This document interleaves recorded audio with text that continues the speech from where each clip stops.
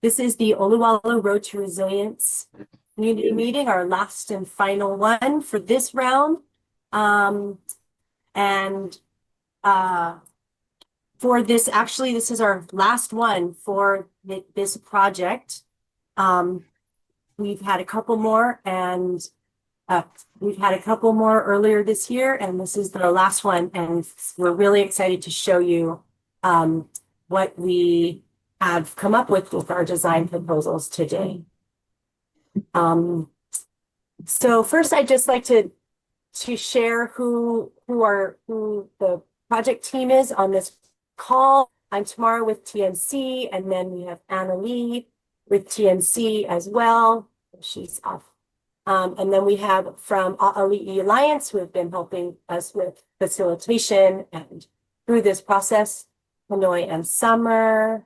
And then from the University Community Design Center, we have several folks who on the call, if you want to say, Judith, Xavier, and one now.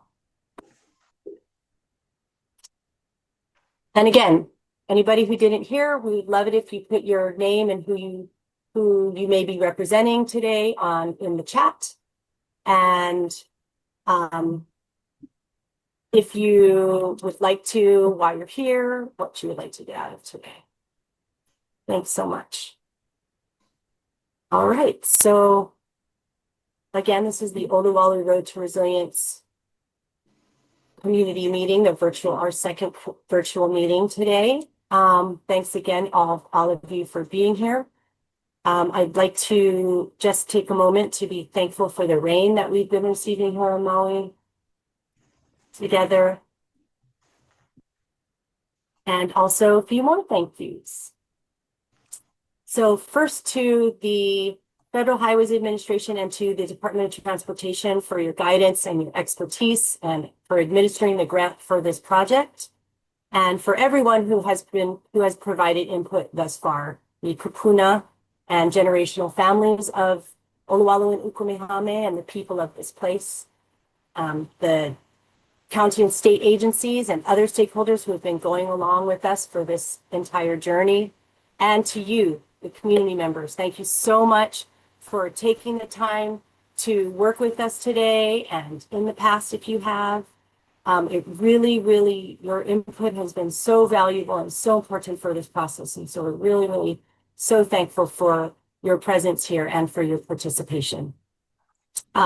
So today we are going to start with a couple of presentations. I will give kind of an overview in the context of this project, and then UHCDC will share with you about our design process. And then we will go into our activities where we'll be sharing our design proposals, and we'll have everybody be voting and sharing comments.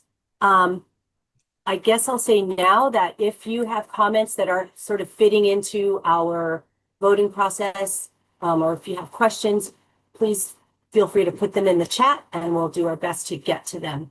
And we'll make sure that they're recorded if they're, comments that are sort of not within the structure of what we're doing. We are very much want to hear everything that all of your ike and all of your manaho that you have to share today.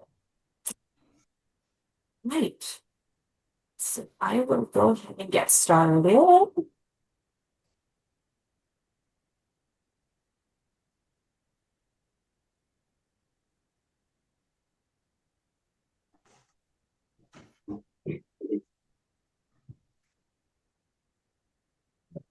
My screen is on there, right? Yesterday it was oops. All right, so building resilience in OLOWALU and Ukumehame.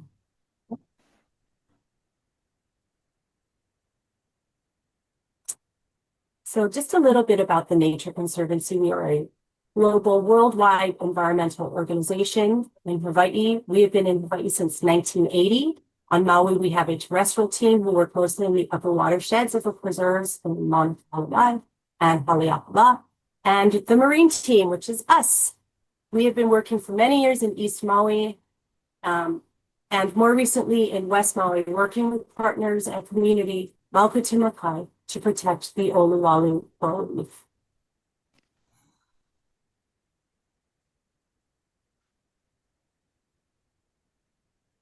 In OLOWALU and Ufugehame, TNC is working at the watershed scale and looking to the traditional Ahupua'a systems of land management to inform and guide our work. We think Maukatumakai to protect coral reef systems here. The OLOWALU Reef is considered to be one of the most important in Maui. It was named a Mission Blue Hope Spot in 2017 and is known as the Mother Reef of Maui Nui because it seeds corals all the way from northern West Maui to Molokai and Lanai. In our work, we strive to integrate Kanaka Maoli knowledge and practices, science, technology, and innovation with conservation or Western science, technology, and innovation. And we hold them all equally in high regard. Olelo no Iao offer practical wisdom for restoration and conservation. Olelo no Iao refers to Native Hawaiian proverbs. So we can start Ikava Mamua Kava Mahope. In the past is the future. So we can look to the past and look to 1,000-year data set of the Native Hawaiian people to really help inform and guide our work. Iola Ka'aina, Iola Mako Ne. When the land is thriving, all of us thrive. And we know we cannot do this alone. So here we have more guidance. A'ohehana nui ke aluia. No task is too big when done together. So we are working with partners, Maukatumakai, throughout watersheds, to ultimately protect the OLOWALU coral reef. And it's really important that we maintain and create partnerships and develop relationships with our community. So there's a great deal happening in this area and a great deal of hope. And this is why we want to embrace opportunities to Malama'aina when they arise. So with the planned realignment of the Honopu'ilani Highway, with the understanding that the county will take over jurisdiction of the existing roadway, we have a unique opportunity to look into the future and consider potential actions that we can take to meet the challenges that we face.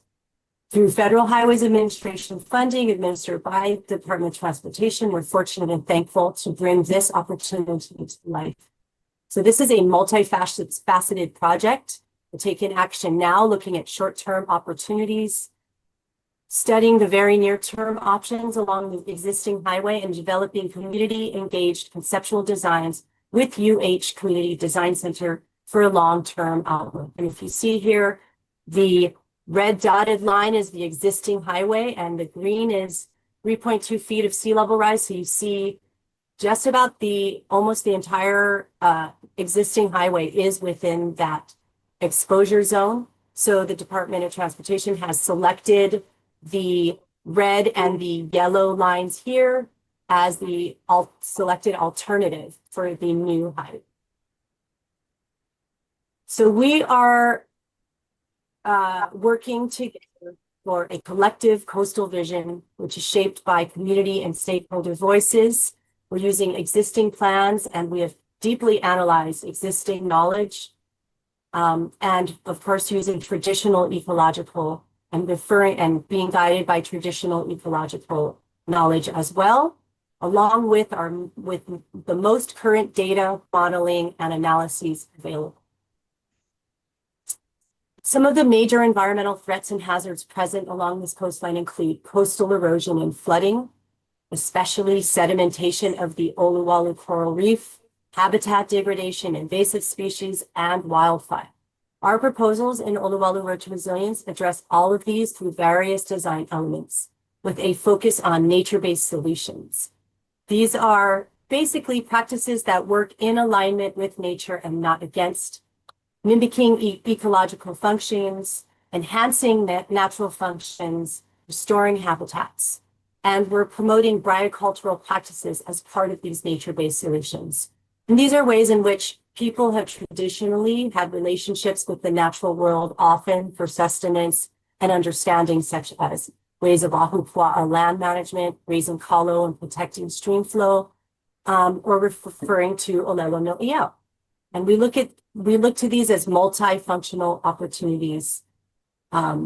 So for instance, we're looking at wetland restoration First, of course, Aina has inherent value, and habitats serve many ecological functions, including being wetlands being natural buffers against storms and flooding, sediment retention and filtration, which is really important in this area, native plant and wildlife habitat, flood control, and even creating natural green fire breaks, decreasing the risk of wildfire.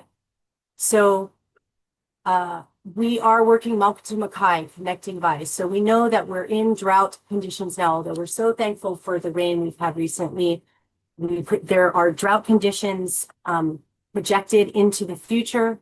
And so in order to kind of address this, we can look at the watershed scale at restoration of Vai and attracting Vai the fresh water and rainfall. For this, we can refer to Olelo no Iau Hahai no Kaua I Kaulu La'au. The rain follows the forest. So we know that when we reforest with natives and we restore native habitats, it will attract rain, and then in turn it will flow to wetlands and to the coast and to the ocean. So this is what we mean by working Malkatu Makai and connecting.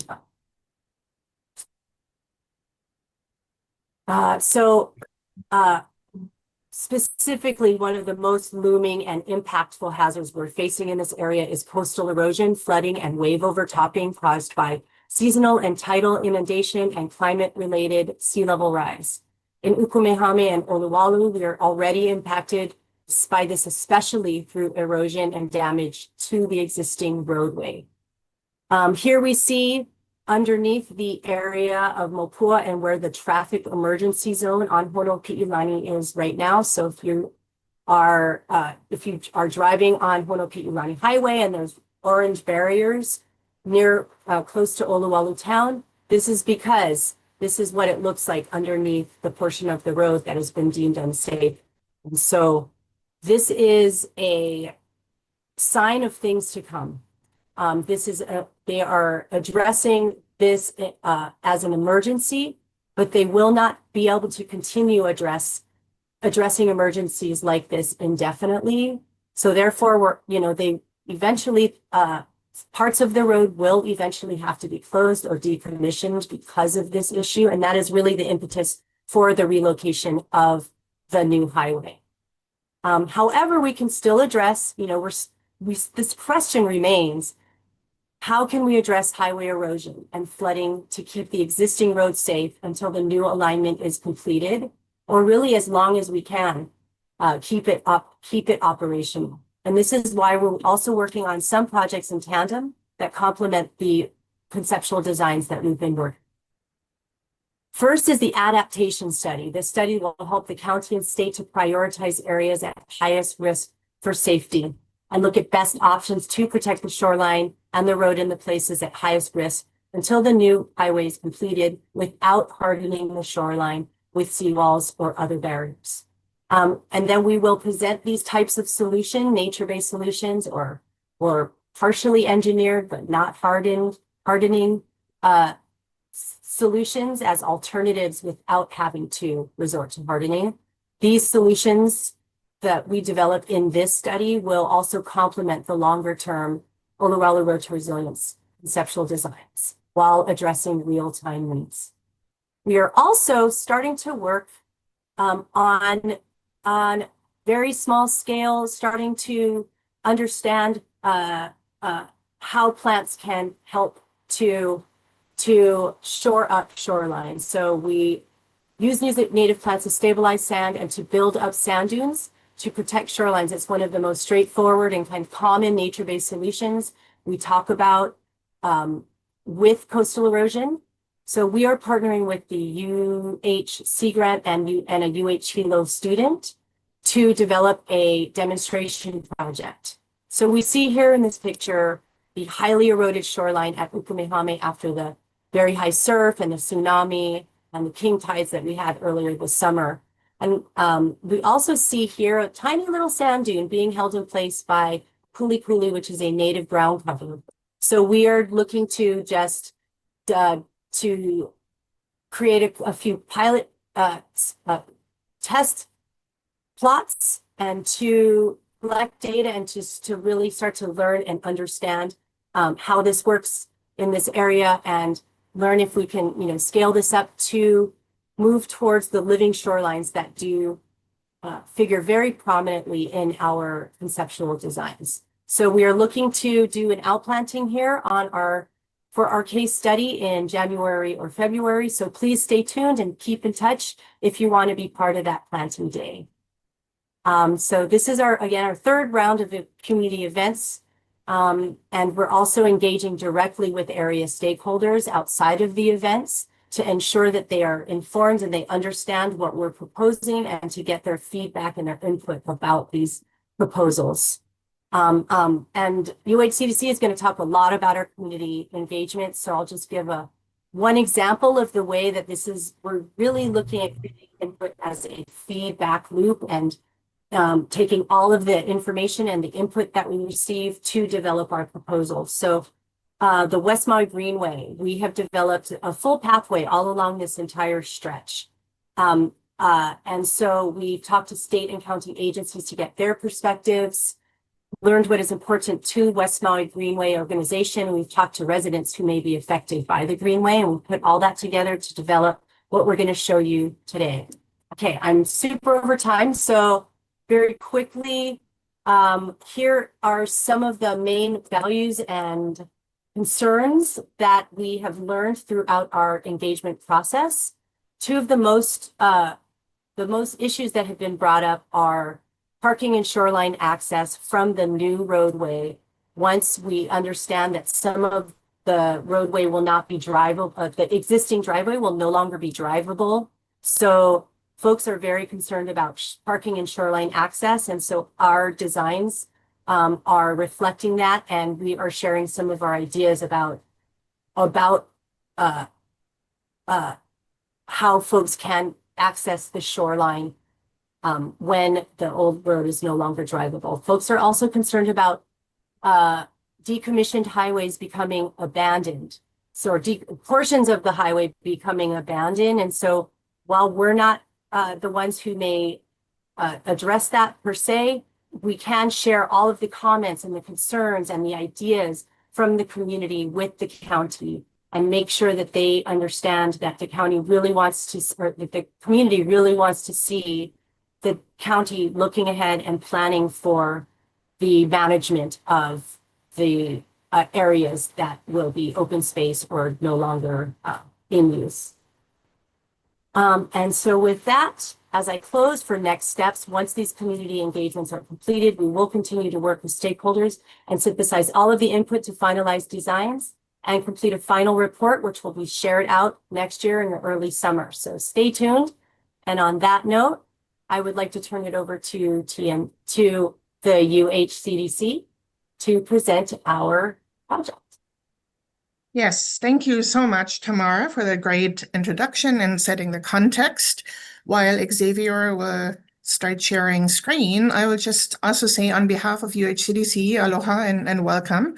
We're very grateful you're here. My name is Judith Stilgenbauer. I'm a professor and program director at the UH Manoa School of Architecture. I'm personally trained as a landscape architect. Today, I'm here in my role as the principal investigator for our UH Community Design Center team. I'm here with my colleagues Xavier Duarte and Kaimana Tuazon, whom you will hear speak a little bit later on. Really briefly, in the next slide, you can see, and I apologize in advance that some of you have heard me say this before. I hate to sound like a broken record, but there's always new folks who join these meetings. So we'll give a brief overview again over who we are and the project. And again, it's great to see familiar faces, and just forgive me if I'm a little redundant here. UHCDC is a public academic interest, sorry, I'll start over again. An academic public interest design practice. We work with faculty, students, and staff on projects that benefit the state or the public. Clients include the state, various state agencies, or nonprofits. And in the next slide, you will see that we only take projects to what we call a proof of concept design level. So we would do engagement, we do research, we do participatory approaches, we draw it all up, we write it up in a report, and then some legislator can, or a decision maker or a nonprofit can take that product and either fundraise around it or go back to the ledge and ask for capital improvement funds to then go to RFP and implement the work. So it's almost like a pre-design service. This particular project, which you will see here summarized in this slide, go directly to the next slide, please, Xavier, because we covered this. Thank you. Has been going on for about a year. We started roughly late summer of 2024. We've gone through a pretty substantive research phase where we inventoried the location, the site, studied reports, historic materials, went through an extensive mapping exercise, also looked at existing plans and ongoing plans and so forth. Then earlier in the year, we went through an initial phase of design with the community. Go back one, please. And then currently you can see we're in this, what we call co-design phase 2. And later next year on May, there will be a public share out of the results. The results of this project we anticipate being a report that summarizes all of the project phases, all of the community input, but also this final proof of concept design that we think of as a sort of a community-led vision for the future of the space that we will show you in a minute. Just going to paste in the chat a couple of links. So if you are interested in finding out more about either UHDC or this project in particular, the bottom link that we just shared leads to the project website, and that we update regularly. So a lot of the information about the research and mapping and steps up to this point are on this ArcGIS story map for you to review at your own convenience. One of the reasons why this is all happening is, of course, that the highway here in West Maui is already eroding, causing problems with both safety, but also sediment being deposited into the ocean, threatening the reef. But more importantly, perhaps, it's the only way in and out, as many of you know. So something has to happen.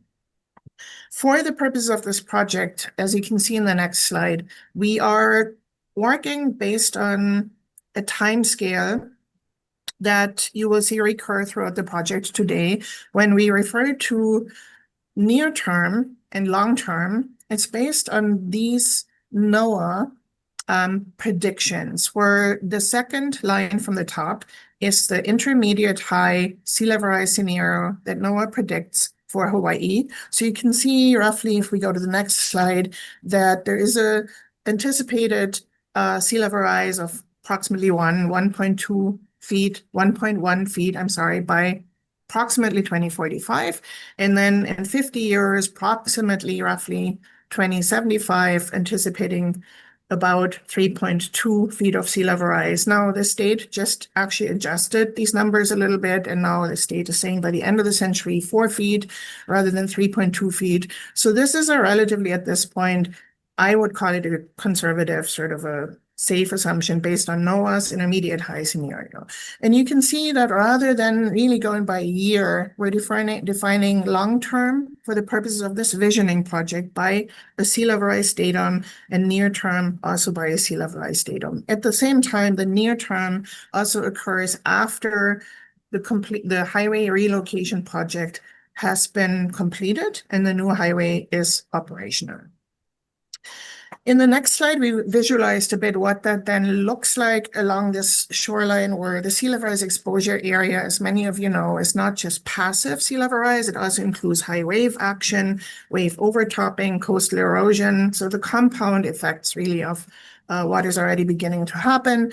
And at the same time, we see increasing salinity in the soil and groundwater, and also groundwater being pushed up by sea water that is rising. When we visualize this now at the overall project area scale, you can see in this light blue overlay the 1.1 foot Sloraxa. So when you hear me say Sloraxa, it's the sea level rise exposure area. Pretty substantive impacts. You can begin to see some of the highway being affected where we have these light magenta lines. And then when Xavier moves on to the next slide, the 3.2 foot Sloraxa, you can see that there's much more substantive impacts in big parts of the site, and that the majority really of the existing coastal highway at that point will be affected, particularly in this area and over here. So something has to happen. And that's where this project and many other efforts comes in. Now, before we talk about these goals that hopefully come together in this community-based long-term vision, I would like to point out today that this work we're doing with the Nature Conservancy and the community is not a legally binding planning process. It won't result in a plan. It's not a regulatory instrument.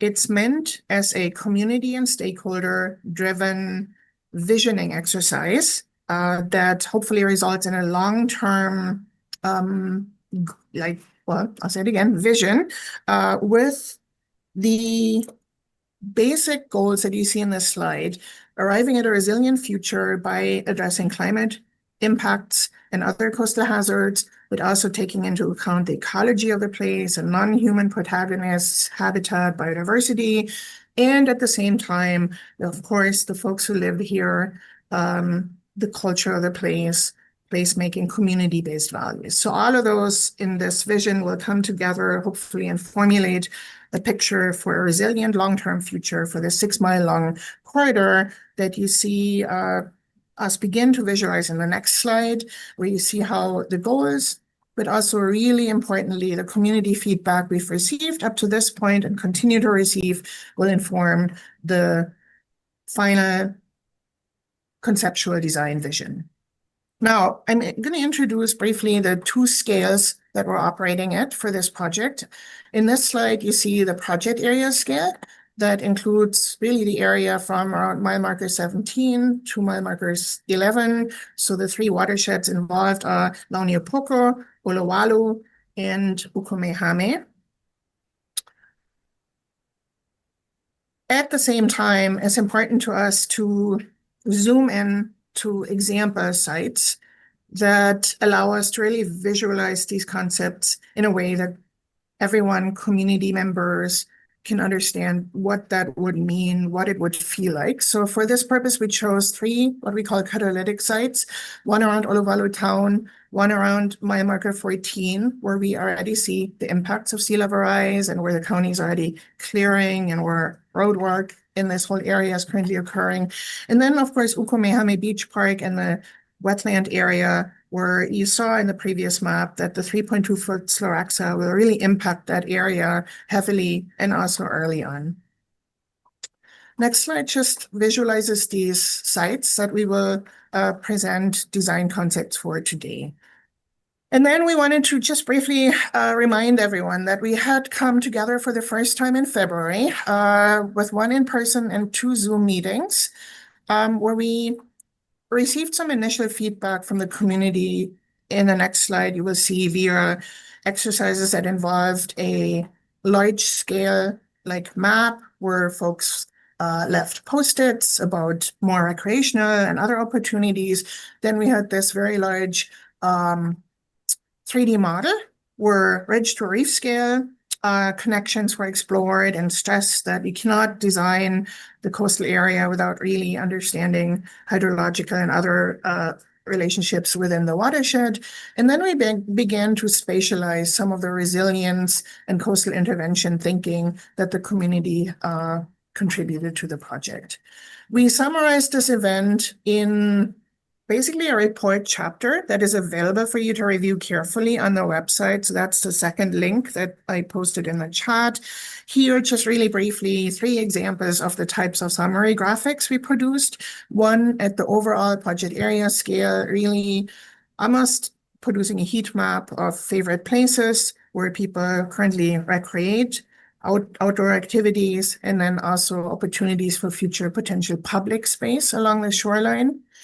In the next activity or exercise, folks left pins and we identified basically opportunities and constraints at the Ahupua'a scale. You can see some of the words like pollution cleanup was a big one, stream protection, strengthening Mauka to Makai relationships, of course, coastal protection, and so forth. So that's one of the summary graphics. And then lastly, at the zoomed in scale, where people gave us more open-ended comments at this point, we summarized it in these kinds of graphics and then pulled it all together in a kind of a word cloud and some more analytical information in the next slide.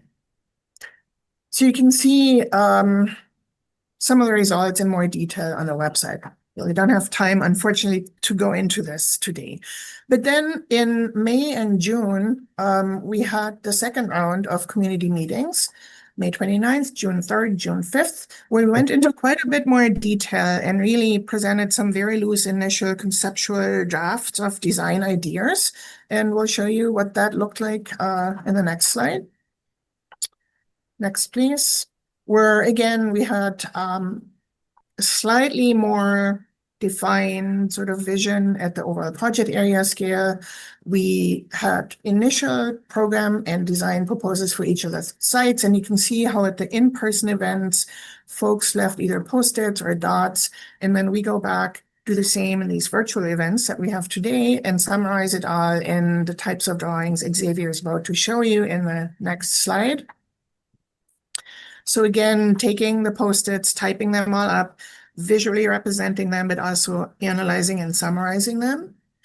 Next, please. And this is just one of the graphics where we're really trying to rank things, but also in a narrative form, try to memorialize the input we've received. We did the same then here at the catalytic site scale, and you can go through these relatively quickly, Xavier. So you can see we began to propose certain design programs to the community and then received ranked feedback on preferences, and again, summarized it both in narrative form and bullet points and more quantitatively. And we did that same process for all three sites. Sorry, seeing slides. I'm thinking the slides are out of sync. My brain is like not following my own words. So you can see the reason why we're showing you this, and I'm sorry it's a little rushed. Please, if you're interested, the full report is available on the website. But the main reason we show you this today, again, is to, I hope, demonstrate how seriously we take this process, how we really take in all of the feedback we receive, and then, like Tamara pointed out, fold it into the next round. So today we're here, actually the last of the interactive design events, before we then next year share out the results with you. We already had an in-person version of this in Lahaina on Tuesday and another virtual event last night. Both were pretty well attended, and again, we're really grateful you're here today. With that, we're finally ready to dive in to the updates on the design progress, but also seeking your input and your help, really your input on what we're currently proposing, so we can then revise one more time and summarize into a final conceptual long-term vision and report. We're going to go through four activities, so to speak, again, organized by scale, starting with the overall scale and then zooming into these three sites. The way we will do this today is via an interactive online tool that I'm sure many of you have used before. So what we would like to ask you, hopefully I haven't put you to sleep quite yet. So if you're on a computer, on a laptop, and you don't have a phone or an iPad with you, we welcome you to really go to this website, www.menti.com. It'll prompt you to enter a code, or perhaps better from a functionality point of view, if you have a phone next to you or an iPad, we would like to invite you to scan this QR code that I just messed up with my line, and then that'll send you directly to the Interactive Menti site. And we'll leave this up for a moment in case someone has difficulty logging in. I see 19 people are in there. That's amazing. giving us thumbs up. That's neat. All right. The info is also in the chat. So I think maybe Xavier, we can move on to the next slide. So we realize this is pretty small on your screen, but we just wanted to remind everyone of the extent of the 6 mile long corridor, where the idea really is to think about what could this become? How can we use sea level rise as an agent almost to force us or to give us this opportunity to think about improvements over time. So at this scale, when we first bring in the 1.1 foot sea level rise exposure area, again, you see some effects. So what we call the near-term scenario that Xavier will move to now can see, and we'll zoom into this in a minute. I just wanted to give you the overview first, that this coastal stretch, that there's some more green popping up, some oranges, a continuous orange line. So think of this almost as an initial phase.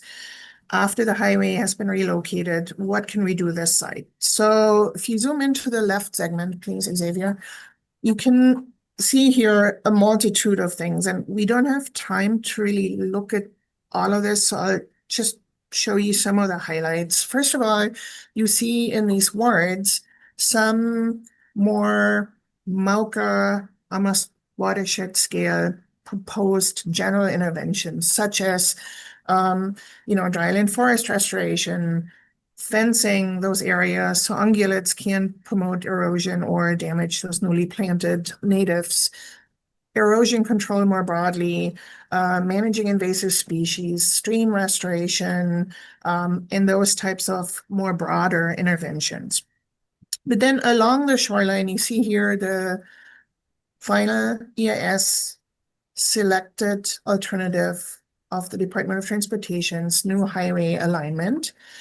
In the orange line, you see what we arrived at through analysis and talking with stakeholders in the community and the West Maui Greenway folks and so forth as this future continuous West Maui Greenway. It'll connect to the other segment in a minute, where that would be a path that's for bicyclists, other types of rolling, non-motorized rolling and walking.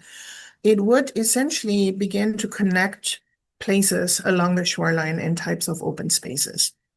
You also see in some instances we're stressing the need for MAUCA-McHigh connections, either hydrologically through like stream restoration or connecting to culturally significant sites from the West Maui Greenway. Other things you see here where the highway will have to be decommissioned first because sea levels are predicted to affect those areas sooner. There is an opportunity here to phase in some of the coastal resilience measures like living shorelines or other types of adaptation sooner.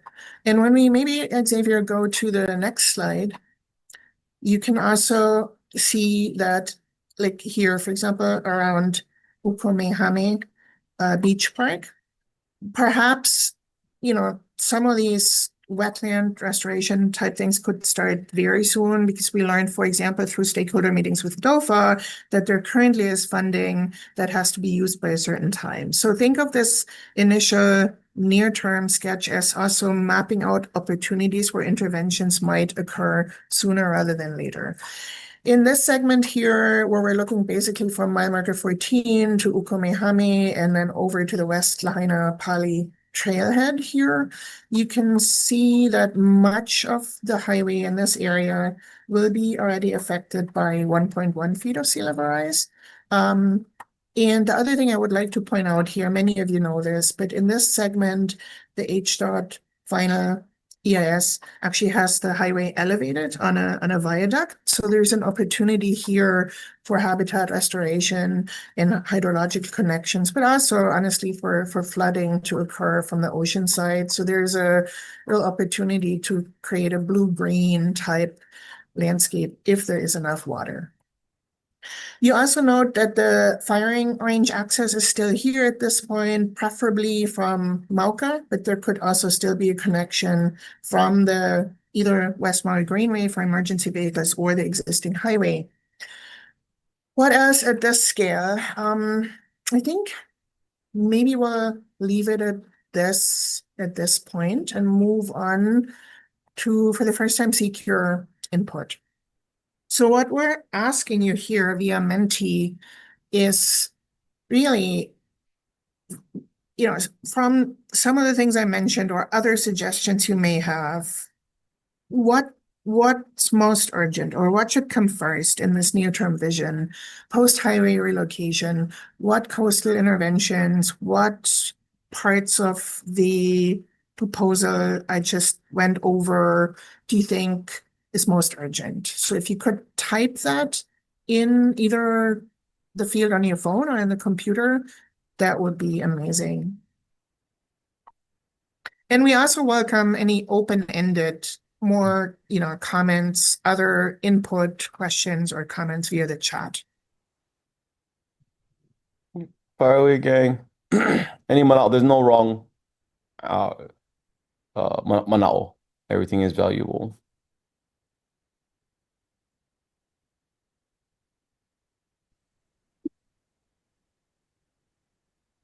Right. Good job.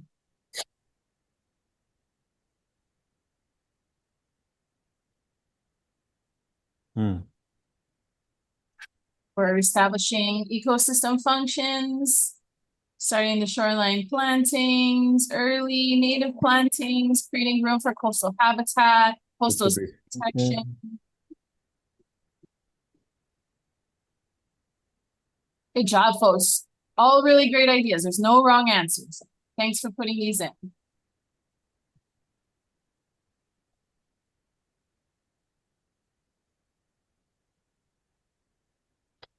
Storing the historic hydraulic connections.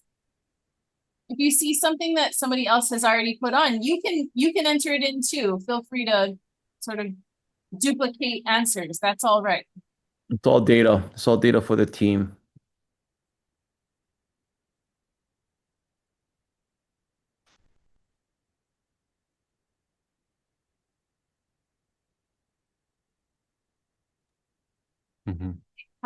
The community coalition, coordinate coalition needs to start sooner rather than later. Coastal path, all great stuff, folks. Anything that prevents the sedimentation from damaging the reef, great.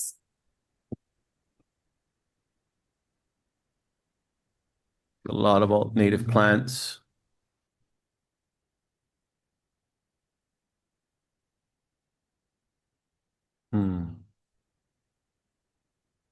Great.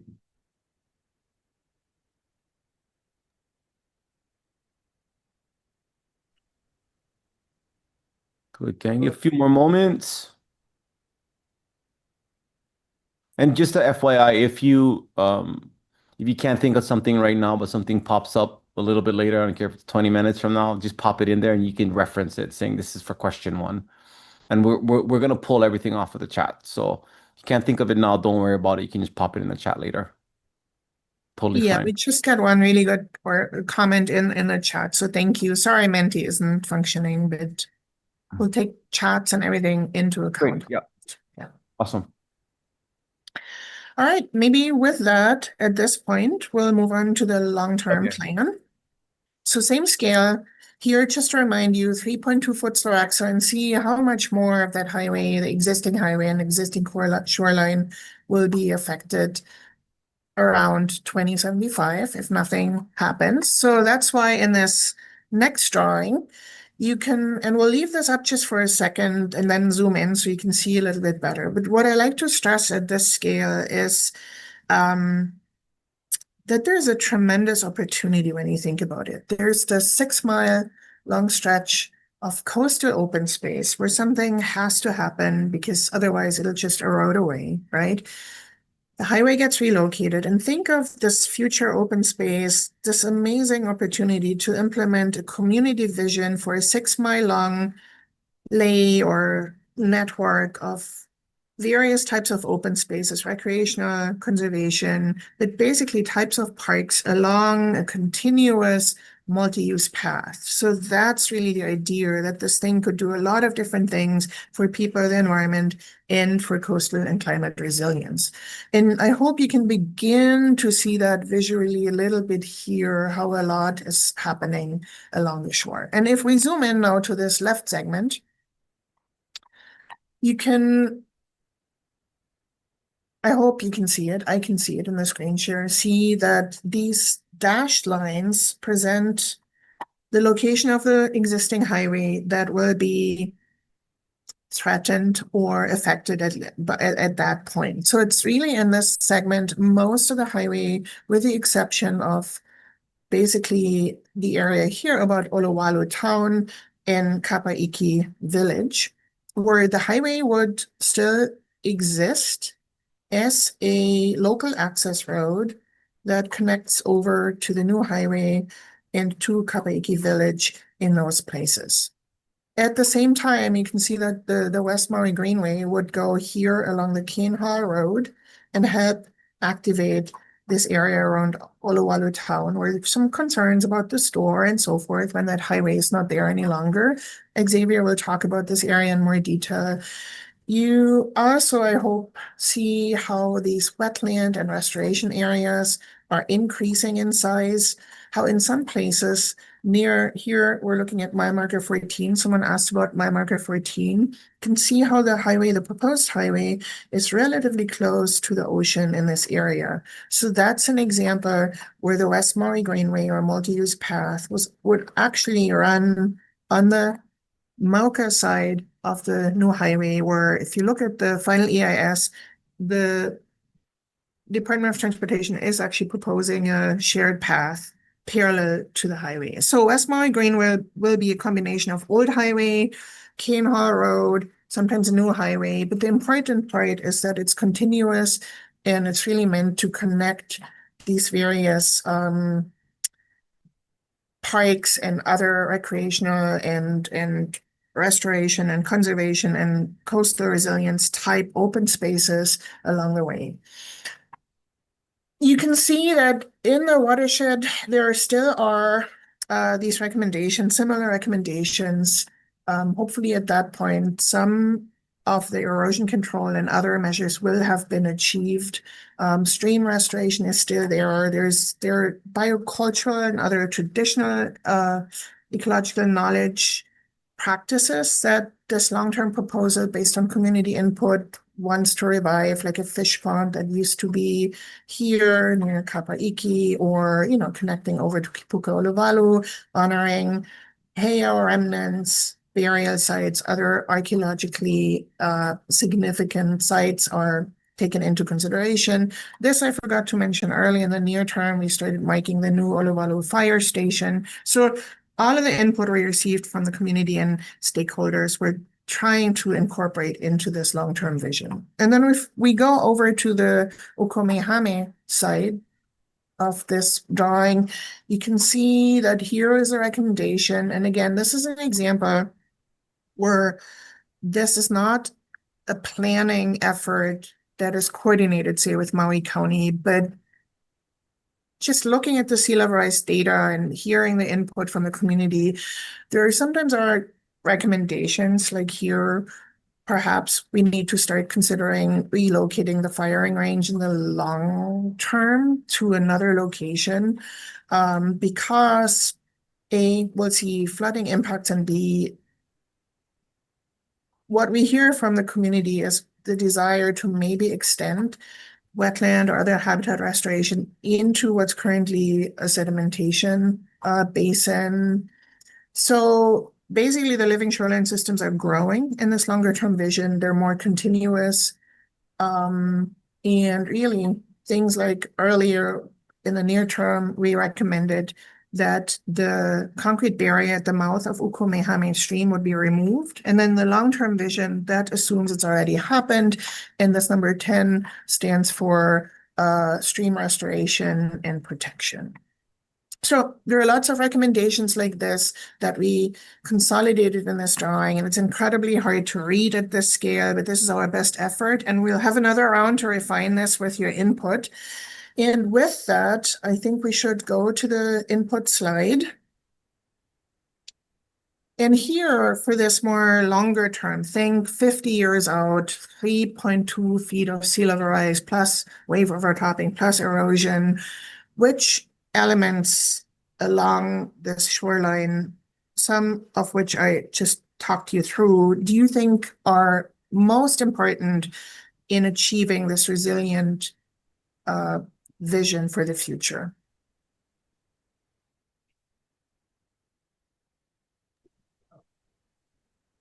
Definitely, gang.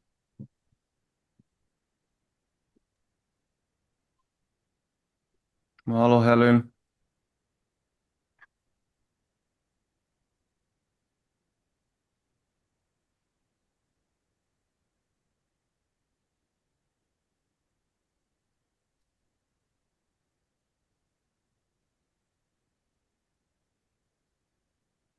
Thanks to those who are entering their comments into Menti or into the chat. Both places work for us. What are the most important elements for a resilient future? So we've got functional hydrology, and the land is returned, pre-contact state, flexible and adaptive design features, maintaining public access and coastal access, highway relocation, restoring the natural features, and the removal of the hard infrastructure. Keep going, friends. Right.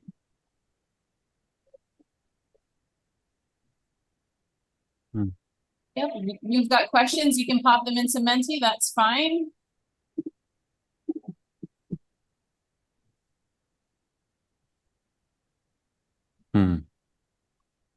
Questions? Smith Budding.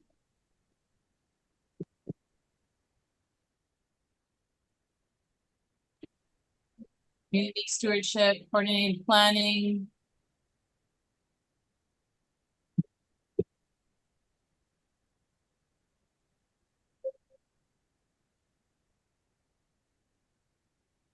Hey. Great, gang. A few more moments. Again, same thing. If you come up with a question a little bit later, just reference, this was slide 2 or this was question 2, and just pop in Manao. And again, all of this would be, we're pulling all of this off and documenting it. Thank you, Robin.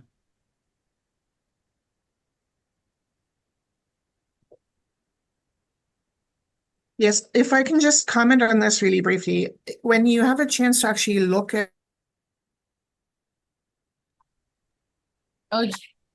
Try again, Judith. Oh, sorry, someone just muted me, but I just want to say this comment about the firing range is an example where I rushed over it. Like you will actually see in the near-term plan when you have a chance to look at the materials, there's a recommendation of pollution mitigation.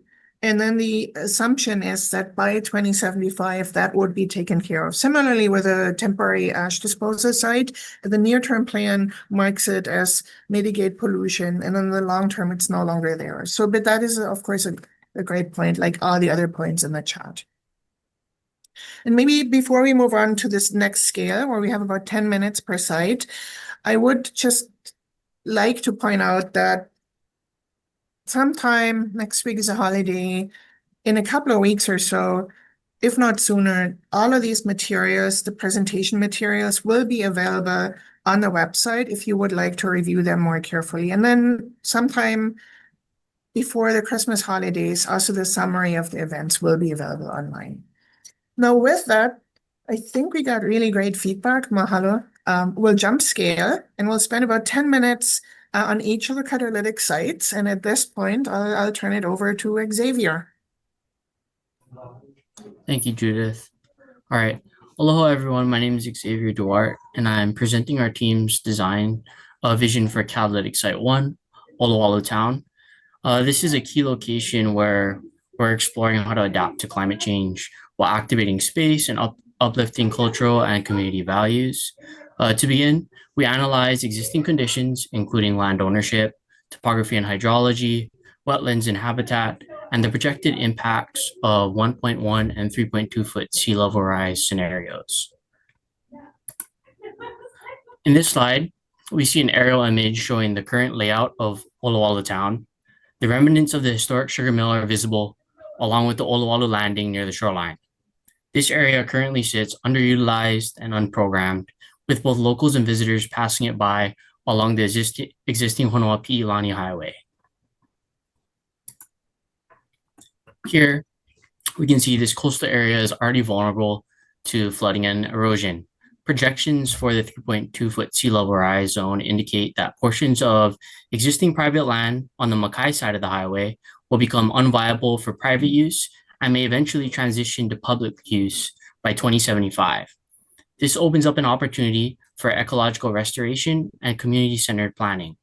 It also raises critical questions about the future of OLOWALU town, and our team sees this site as a catalyst for deeper community conversations and long-term coastal planning.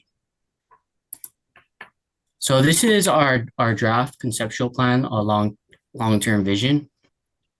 Here, I'd like to share that it responds to the 3.2-foot sea level rise projections, previous community feedback, and the proposed relocation of the highway.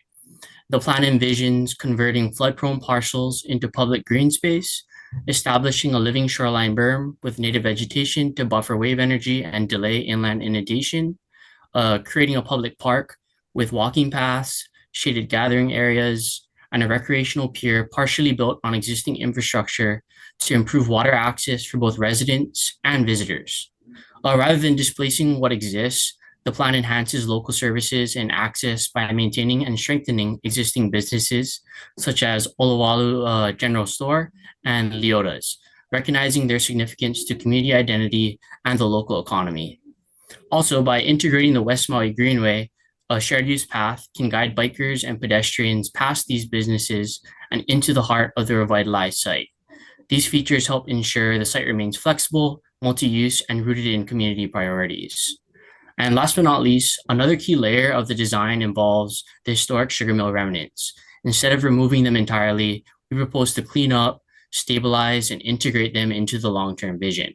These structures would serve as interpretive features, recognizing the area's plantation era history while providing space for cultural storytelling and creative reuse. This section of the site remains open-ended, adaptable, and layered. Now I'm showing you a section. Actually, let me go back. So the section cut is right here, AA, as you can see through the shoreline, and then captures a little bit, thanks Judith, captures a little bit of those remnants. So what's happening here is that the section drawing illustrates how the berm is elevated and vegetated to support habitat and water filtration. It is positioned inland from the current shoreline to anticipate sea level rise, creating a protective buffer while still maintaining public access. We're proposing to reuse materials from the existing shoreline to help stabilize the berm, working in conjunction with the subgrade sugar mill remnants that lie closer to the shoreline. So I'd like to ask you a question. In the near term, which we're referring to the 1.1 sea level rise, what do you consider most important in this location? So I'd like to ask you to please rank the 4 options below, 1 as your top priority and 4 as the least priority. Yeah, mahalo gang. So when you jump on Menti, you'll be able to just, the first one you touch, you'll be designating as your top pick and vice versa. You go down. But then you can also switch them if as you go along. So give it a shot. Let us know if you have questions. And if you don't see something here that you think is actually more important, you can pop that in chat.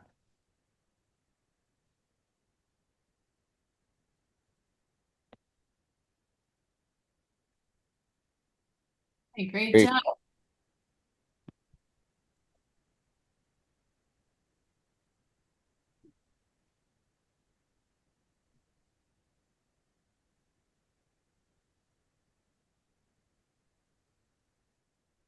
Waiting for a couple more folks to, there we go. All right. Living shoreline so far.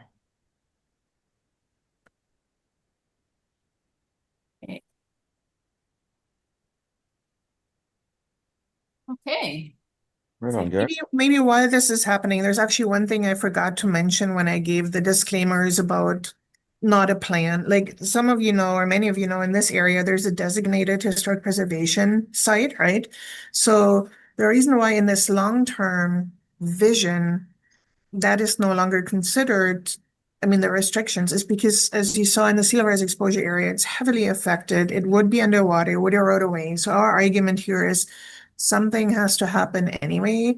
But I just want to point out that we're realizing that this draft sketch long-term vision is in violation of what would currently be possible in that location from a historic preservation perspective. Just wanted to say that we're aware of those things, but that something, the situation will have to be addressed one way or another anyway.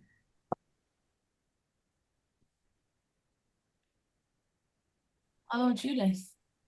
All right, Xavier. Okay. Thank you, Mahalo. All right, so now what you can see here is a part of the proposed park space in OLOWALU town, and it's centered on fruit trees, shaded gathering areas, incorporating pedestrian paths and pavilions, as well as grassy open spaces for recreation.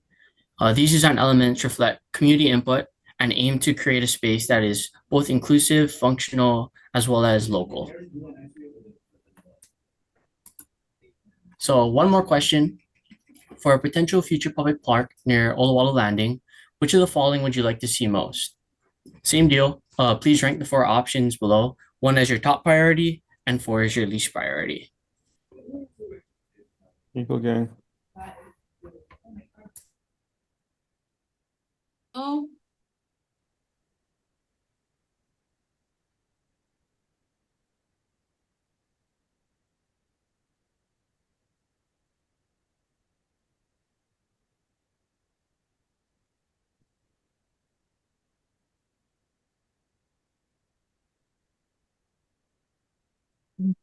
thanks for the thumbs up from folks. Okay. Almost there.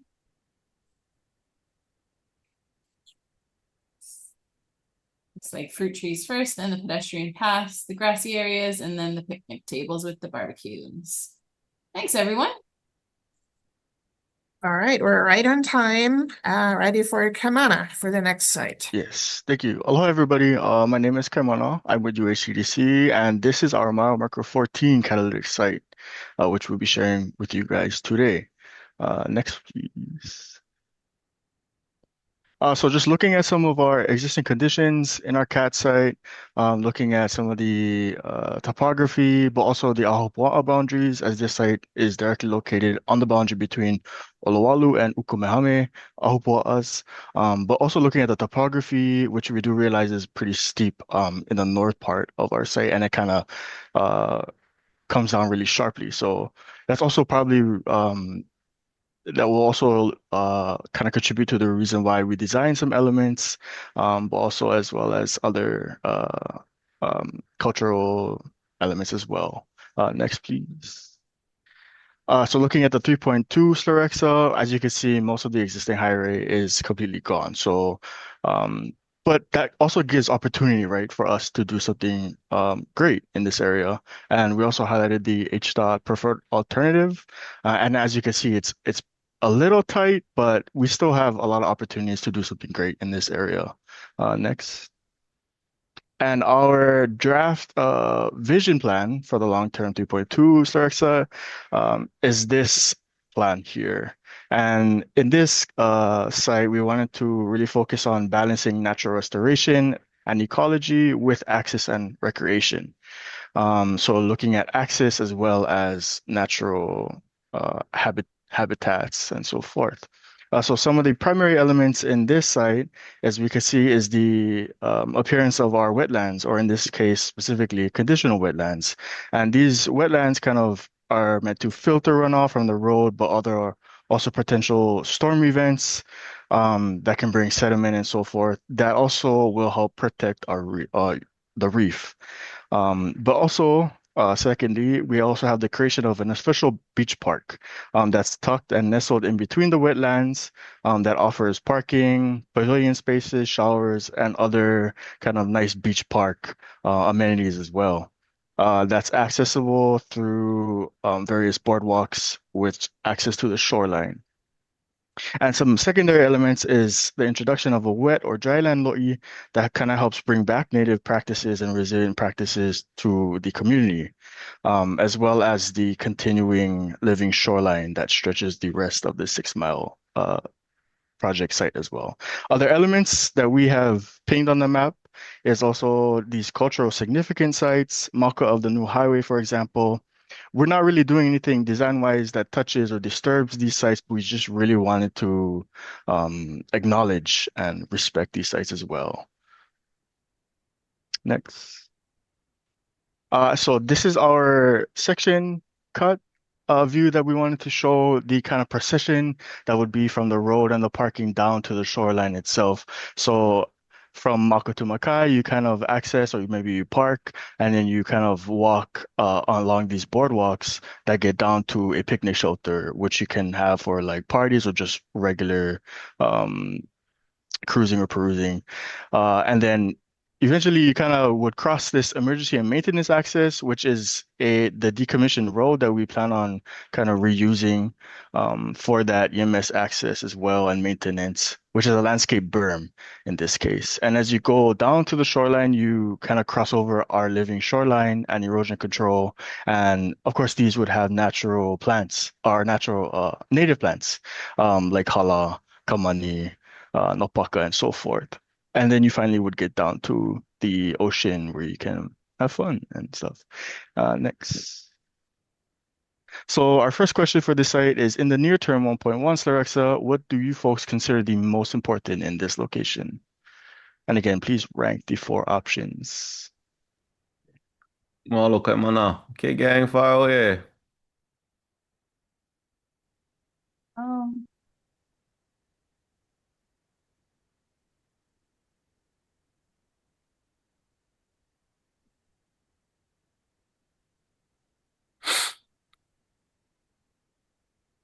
oh, people are getting faster at this, I think. Hmm. Already. Fast fingers. Great. See, 12, 13. Cool. And mahalo to those folks putting comments, well, not all, in the chat. Helpful. Thank you. Great. I think we're there, Kaimana. Awesome. Mahalo. And like we've seen before, this is kind of a chunk isometric that we kind of pulled out to show you guys in a 3D aspect what this beach park would look like. So having, again, those boardwalks that help connect multiple pavilions with not only the main pavilion, but also the rest of the beach park, but also have it have like nice sandy beach spots as well as potential barbecue pavilions or just regular pavilions where you can drop your stuff and go run down to the shore. And then, of course, all of these would be kind of framed using our native plants for shade and erosion control as well. So this is just our 3D example we wanted to share with you folks as our vision. And our second question for this site for you folks is, for access points to the proposed resilient beach park and reef-friendly snorkeling areas, which elements matter to you folks the most? And again, please rank the 4 options below.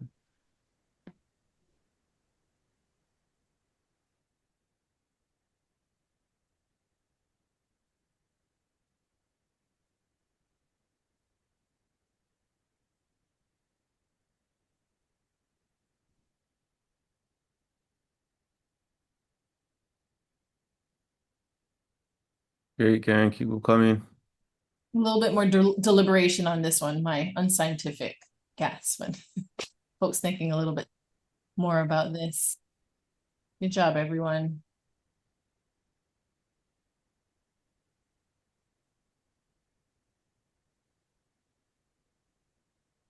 All right.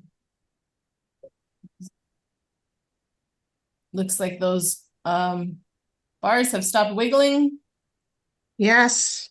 Thank you all for bearing with us. We have one more site to go, and that is the area around the existing Ukumehame Beach Park, where, Maui County studies also suggest that there should be wetland restoration, or there is potential for a wetland restoration in the near and longer term. If we go straight to the next slide, please.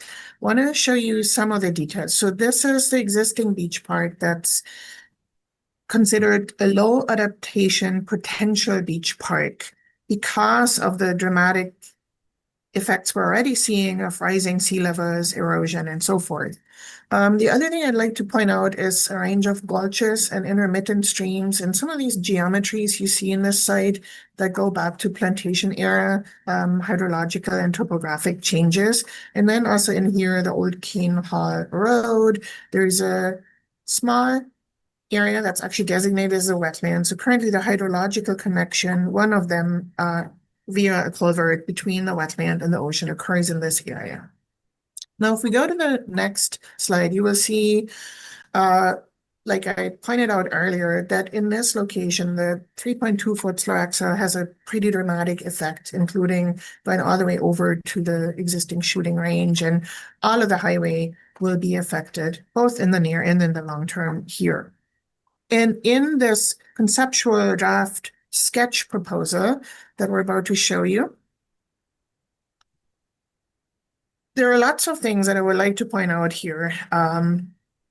Maybe I'll start by showing the viaduct again, so you can see what we showed at the larger scale. Here is the segment of the proposed new highway that is elevated off the ground. And part of that has to do, of course, with the fact that this is in a flood zone. There's streams coming down. So there's an opportunity for restoration across the highway or underneath. You see wetland restoration, if possible, is proposed. You can also see that there's a recommendation to potentially connect further over toward where currently the shooting range and the sedimentation basin are to be determined. Last thing, in terms of the living systems, I'm getting a lot of messages. I hope that's nothing for me. We need to also here in this area really think about a continuous coastal vegetated protective layer, including potentially dune enhancements, while at the same time creating connection points hydrologically where there could be a sand plug, so we're not creating a flood scenario, potentially Mauka. You see here that because of the viaduct, there's no Mackay shared path along the new highway. That is one of the reasons why we're proposing here the West Maui Greenway, this continuous shared use path, be on an elevated boardwalk hovering over the wetlands in the location of the former Cane Hall Road.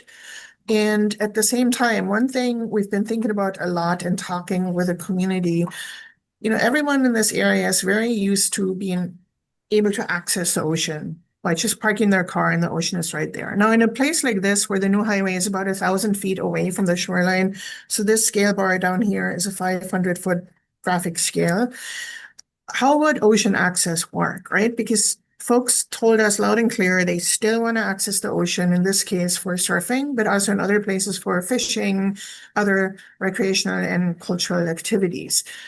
Now, 1,000 feet is a long time to walk, long way to walk for a lot of people. So what we're thinking about here is, would there have to be a drivable in some form elevated boardwalk with a drop-off zone? So, surfers and beachgoers or ocean goers could drop off their equipment and then walk the remaining 150 feet to the ocean. And if so, how would that work? And we actually have a question about that for you later on in this Menti portion.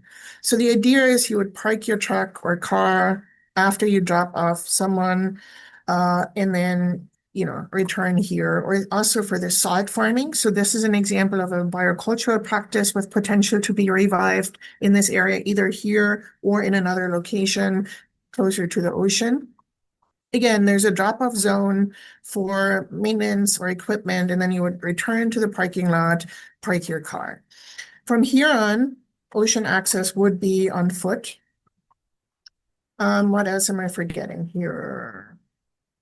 I think I'll leave it at that, and we'll move to the next slide, please, where we will show you a section, in this case, not through the ocean, but more the Mauka wetland portion. So on the left here, you see the West Maui Greenway elevated on a boardwalk in the location of the former Keene Hall Road.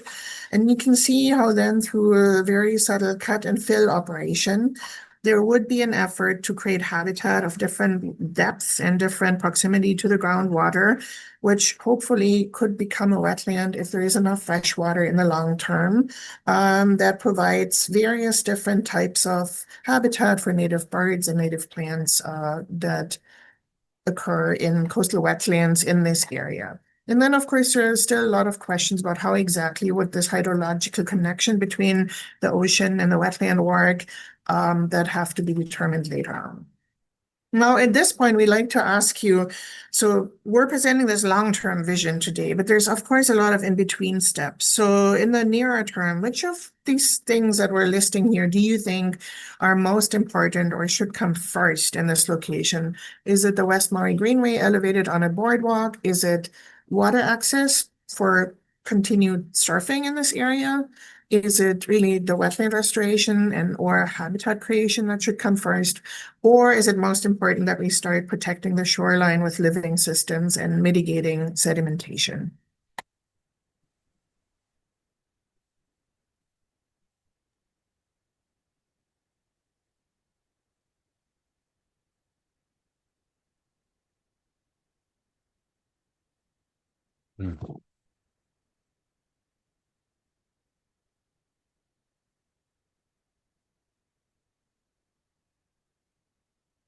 Okay. We're not good. Few more moments. Now that you're professionals at this. Right. All right, great. So we just have one more of a fun one. And that's why I spent a little time earlier explaining this loop, right? Because internally to our team and with TNC and with the community, we get a lot of questions about, will I be able to drive to the shore or not? Or can I drop off my gear and how would that work? At the last event on Tuesday, we got actually quite a few questions about ADA access to the shore. So there's just a lot of thinking that goes into what do you do when the highway is all of a sudden much further away from the water, right? And so this loop here that we're beginning to visualize, where a boardwalk that's shared, you see a golf cart here or a bike, and at the same time, there's pedestrians and folks carrying surfboards, be elevated with occasional every 200 feet, little shaded areas where people could rest, or hang out and watch the wetland or the habitat underneath.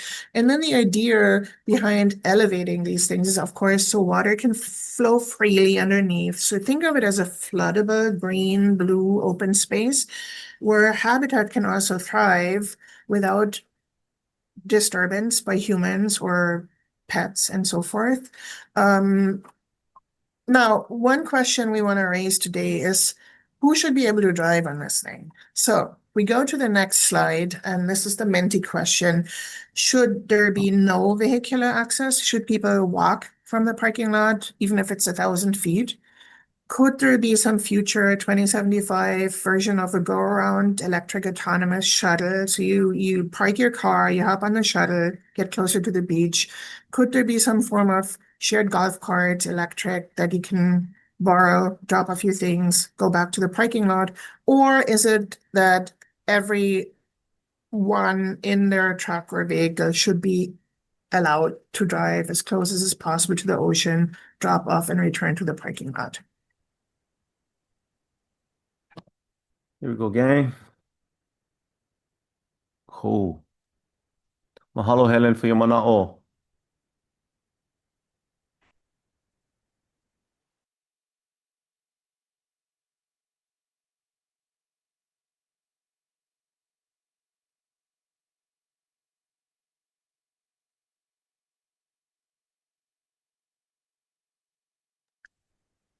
Can I ask a question about rating? Sure.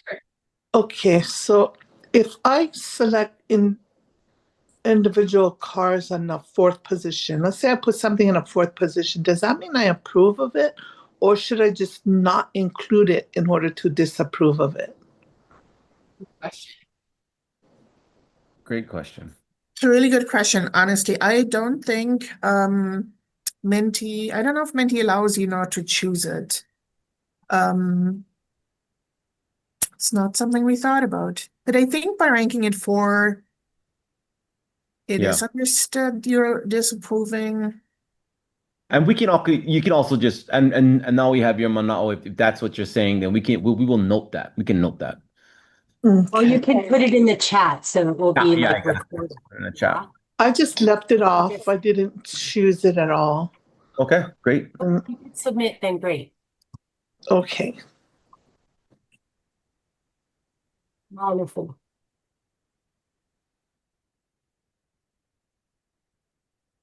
Great job. So maybe we'll leave this up just a little bit longer.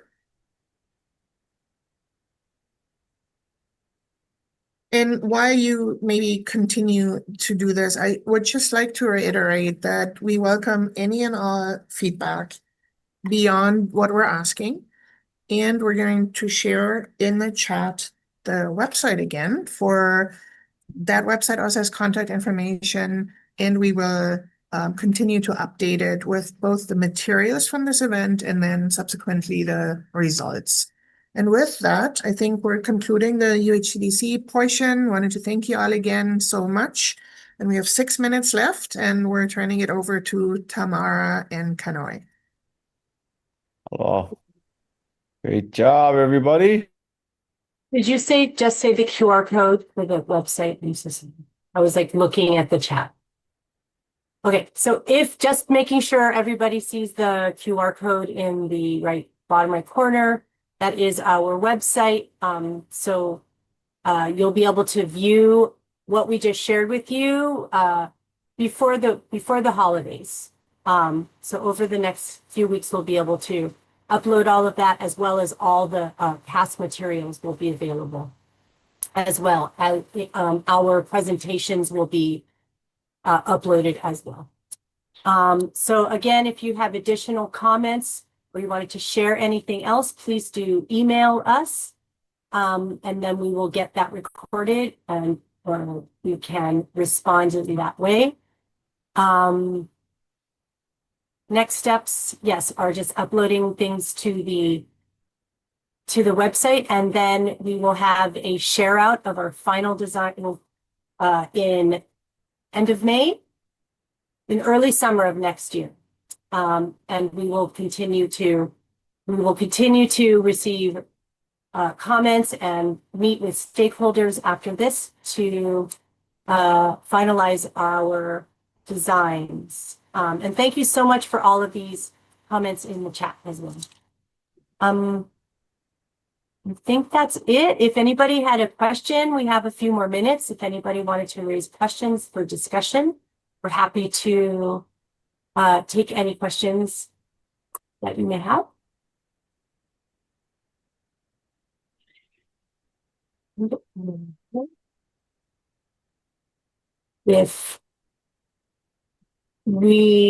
Or if you think of questions later, please do email us again.